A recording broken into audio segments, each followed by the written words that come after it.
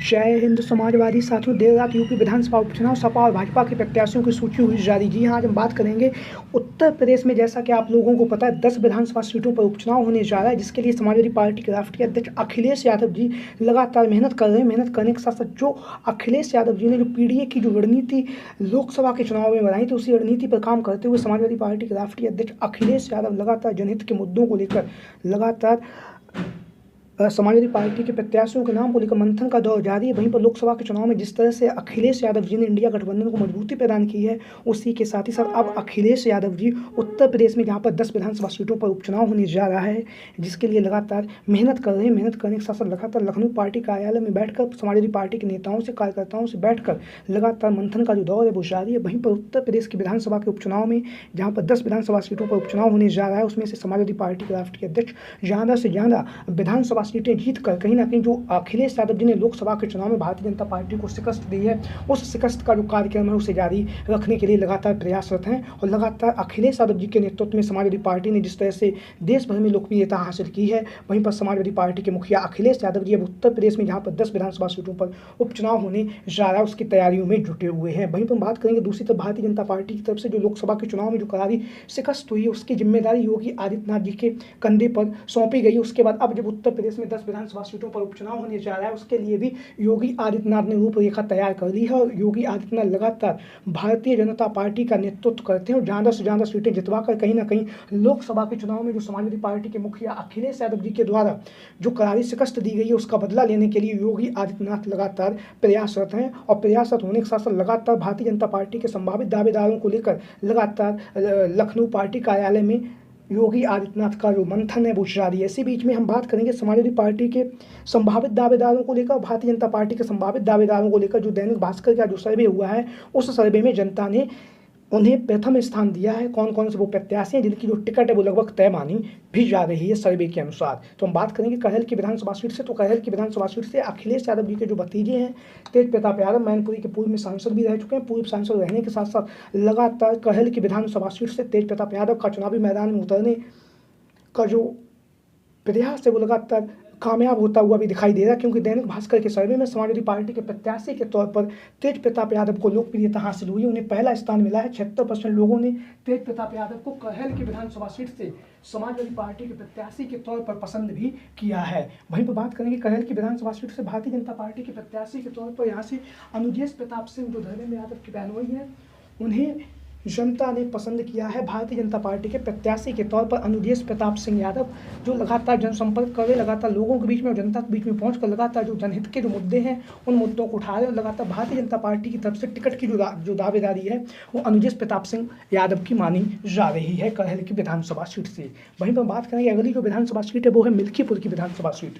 मिल्कीपुर की विधानसभा सीट से समाजवादी पार्टी के प्रत्याशी के तौर पर अजीत प्रसाद पासी जो अवधेश प्रसाद पासी के पुत्र हैं, उन्हें जनता ने पसंद किया है। वहीं पर समाजवादी पार्टी के मुखिया अखिलेश यादव जी के द्वारा अजीत प्रसाद पासी को विधानसभा का जो उपचुनाव है उसके लिए उन्हें का जो टिकट है वो फाइनल कर दिया गया है। हालांकि अभी तक औपचारिक ऐलान नहीं हुआ, लेकिन मिल्कीपुर की विधानसभा सीट से अजीत प्रसाद पासी लगातार जनसंपर्क कर जनता ने उन्हें सर्वे में प्रथम स्थान भी दिया है समाजवादी पार्टी के प्रत्याशी के तौर पर।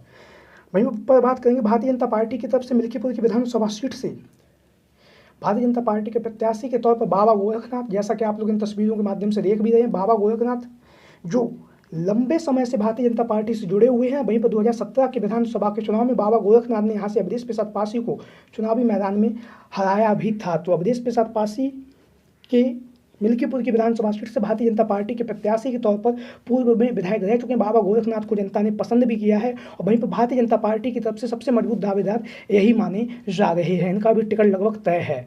वहीं पर बात करेंगे अब हम मिर्जापुर की मंझवा की विधानसभा सीट से। तो मिर्जापुर की जो मंझवा की विधानसभा सीट है, यहाँ से रमेश चंद्र बिंद की जो पुत्री है पूजा बिंद को समाजवादी पार्टी के प्रत्याशी के तौर पर जनता ने पसंद किया है और जनता ने उन्हें प्रथम स्थान दिया है। वहीं पर लगातार पूजा बिंद जनसंपर्क कर रही, लगातार लोगों के बीच में और जनता के बीच में पहुँचकर लगातार समाजवादी पार्टी का प्रचार प्रसार भी कर रही। वहीं पर मजबूती के साथ इनकी जो टिकट की दावेदारी है वो मानी जा रही है मिर्जापुर की मंझवा की विधानसभा सीट से। वहीं पर बात करेंगे मिर्जापुर की मंझवा की विधानसभा सीट से भारतीय जनता पार्टी की तरफ से सुचिस्मिता मौर्य का नाम लगातार चर्चाओं में बना हुआ, पूर्व में विधायक भी रह चुके हैं और उनका जो नाम है दैनिक भास्कर के सर्वे में जनता ने उन्हें पसंद भी किया है। मंझवा की विधानसभा सीट से सुचिस्मिता मौर्य का नाम लगातार चर्चाओं में बना हुआ है। लगातार जनसंपर्क कर रही, लगातार लोगों के बीच में और जनता के बीच में पहुंचकर लगातार भारतीय जनता पार्टी का प्रचार प्रसार कर रही। वहीं पर मजबूती के साथ जो टिकट की दावेदारी है वो सुचिस्मिता मौर्य के द्वारा की जा रही है मंझवा की विधानसभा सीट से। वहीं पर बात करेंगे हम कटहरी की विधानसभा सीट को लेकर, तो कटहरी की विधानसभा सीट से समाजवादी पार्टी के प्रत्याशी के तौर पर शोभावती वर्मा, जो लालजी वर्मा जी की पत्नी हैं, लगातार जनसंपर्क करें, पूर्व में जिला पंचायत अध्यक्ष रह चुकी हैं। तो शोभावती वर्मा जी का जो नाम है वो लगातार चर्चाओं में बना हुआ है। वहीं पर दैनिक भास्कर के सर्वे में शोभावती वर्मा जी ने प्रथम स्थान अब प्राप्त किया है। जनता ने उन्हें समाजवादी पार्टी के प्रत्याशी के तौर पर पसंद भी किया है शोभावती वर्मा जी को कटहरी की विधानसभा सीट से, जैसा कि आप लोग इन तस्वीरों के माध्यम से देख भी रहे हैं। वहीं पर बात करेंगे भारतीय जनता पार्टी की तरफ से, तो यहाँ से अवधेश द्विवेदी भारतीय जनता पार्टी की तरफ से कई बार यहाँ से चुनावी मैदान में उतर चुके हैं। हालांकि वह चुनाव जीत नहीं सके, लेकिन एक बार पुनः सर्वे में अवधेश द्विवेदी को कटहरी की विधानसभा सीट से भारतीय जनता पार्टी के प्रत्याशी के तौर पर जनता ने पसंद किया है और उस सर्वे में भारतीय जनता पार्टी के प्रत्याशी के तौर पर अवधेश द्विवेदी को प्रथम स्थान मिला है। वहीं पर धर्मराज निषाद जो अन्य प्रत्याशी के तौर पर लगातार यहाँ से जनसंपर्क कर रहे हैं, उन्हें दूसरा स्थान मिला है। वहीं पर बात करेंगे अगली जो विधानसभा सीट है वो है फूलपुर की विधानसभा सीट। फूलपुर की विधानसभा सीट से समाजवादी पार्टी के प्रत्याशी के तौर पर दैनिक भास्कर का जो सर्वे है उस सर्वे में अमरनाथ मौर्य को जनता ने पसंद किया है। उसका कारण ये भी है, लोकसभा के चुनाव में अमरनाथ मौर्य ने जिस बेहतरीन और शानदार तरीके से जो फूलपुर की लोकसभा सीट पर चुनाव लड़ा, वहीं पर फूलपुर की विधानसभा सीट से उन्होंने 18,000 वोटों की जो बढ़त हासिल की है, तो कहीं ना कहीं फूलपुर की विधानसभा सीट से अमरनाथ मौर्य समाजवादी पार्टी के प्रत्याशी के तौर पर लगातार चर्चाओं में बने हुए हैं। टिकट की जो दावेदारी है वो अमरनाथ मौर्य की मानी जा रही है। जनता ने सर्वे में अमरनाथ मौर्य को प्रथम स्थान भी दिया है। वहीं पर बात करेंगे भारतीय जनता पार्टी की तरफ से यहाँ से अपना दल सोने लाल के जो राष्ट्रीय महासचिव हैं नागेंद्र प्रताप सिंह पटेल, उनकी टिकट तय मानी जा रही है भारतीय जनता पार्टी की तरफ से। वर्तमान समय में है अपना दल जो सोने लाल है, जिसकी अनुप्रिया पटेल राष्ट्रीय अध्यक्ष, उनकी पार्टी से वर्तमान समय में राष्ट्रीय महासचिव है। वहीं पर कयास ये लगाए जा रहे हैं भारतीय जनता पार्टी ने अपने सिंबल पर जो फूलपुर की विधानसभा सीट वहाँ से चुनावी मैदान में उतार सकती है। नागेंद्र प्रताप सिंह पटेल लोकप्रियता हासिल किए हुए हैं और लगातार दैनिक भास्कर के सर्वे में जो फूलपुर की विधानसभा सीट थी वहाँ से भारतीय जनता पार्टी के प्रत्याशी के तौर पर प्रथम स्थान इन्होंने प्राप्त किया है नागेंद्र प्रताप सिंह पटेल जी ने। वहीं पर बात करेंगे अब अगली जो विधानसभा सीट है वो सीसामऊ की विधानसभा सीट। सीसामऊ की विधानसभा सीट से बात करेंगे समाजवादी पार्टी के प्रत्याशी के तौर पर नसीम सोलंकी का जो टिकट है वो तय माना जा रहा है। नसीम सोलंकी लगातार जनसंपर्क कर रही है, लगातार लोगों के बीच में और जनता के बीच में पहुंचकर लगातार जनहित के मुद्दों को उठा रही है। वहीं पर दैनिक भास्कर का जो सर्वे हुआ है उस सर्वे में नसीम सोलंकी को जनता ने प्रथम स्थान दिया और नसीम सोलंकी की जो लोकप्रियता है वह लगातार बढ़ रही है। वहीं पर सीसामऊ की विधानसभा सीट से समाजवादी पार्टी के प्रत्याशी के तौर पर नसीम सोलंकी का जो नाम है लगातार चर्चाओं में बना हुआ है। टिकट की जो प्रबल दावेदारी है वो नसीम सोलंकी जी की मानी जा रही है, जैसा कि आप लोग इन तस्वीरों के माध्यम से देख भी रहे हैं। यहाँ और वहीं पर बात करेंगे दूसरी भारतीय जनता पार्टी की तरफ से जो सीसामऊ की विधानसभा सीट है, यहाँ से अजय कपूर ने लोकप्रियता हासिल की है। वहीं पर भारतीय जनता पार्टी के प्रत्याशी के तौर पर सीसामऊ की जो विधानसभा सीट है यहाँ से अजय कपूर को दैनिक भास्कर के सर्वे में भाजपा का सबसे लोकप्रिय सबसे पसंदीदा चेहरा बताया गया है, जनता ने जिसमें वोट दिया है। तो अजय कपूर का नाम लगातार सीसामऊ की विधानसभा सीट से भारतीय जनता पार्टी के प्रत्याशी के तौर पर लगातार चर्चाओं में बना हुआ है। लगातार जनसंपर्क कर रहे हैं, लगातार लोगों के बीच में और जनता के बीच में पहुंचकर लगातार भारतीय जनता पार्टी का प्रचार प्रसार कर रहे हैं अजय कपूर जी। वहीं पर बात करेंगे अब कुंदरकी की विधानसभा सीट से। तो कुंदरकी की विधानसभा सीट से समाजवादी पार्टी के प्रत्याशी के तौर पर यहाँ से 2 बार की जो विधायक रह चुके हैं मोहम्मद रिजवान ने प्रथम स्थान प्राप्त किया है दैनिक भास्कर के सर्वे में। वहीं पर मोहम्मद रिजवान लगातार जनसंपर्क कर रहे हैं, लगातार लोगों के बीच में और जनता के बीच में पहुंचकर लगातार समाजवादी पार्टी का प्रचार प्रसार भी कर रहे हैं। कुंदरकी की विधानसभा सीट से टिकट की प्रबल दावेदारी मोहम्मद रिजवान की मानी जा रही है।